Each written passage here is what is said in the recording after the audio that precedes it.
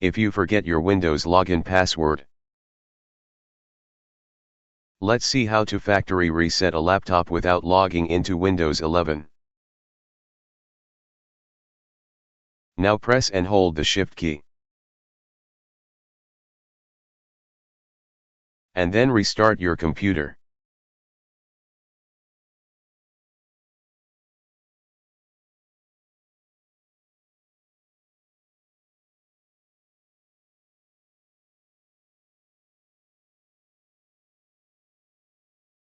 Now go to Troubleshoot.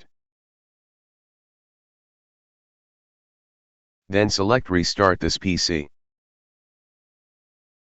You need to select Delete Everything because you have already forgotten the login password.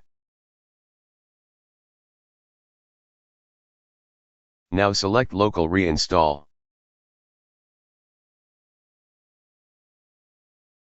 Then select only the drive where Windows is installed.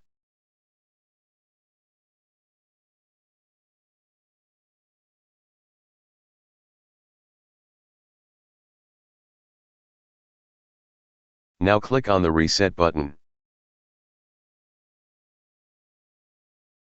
Then your computer will be reset.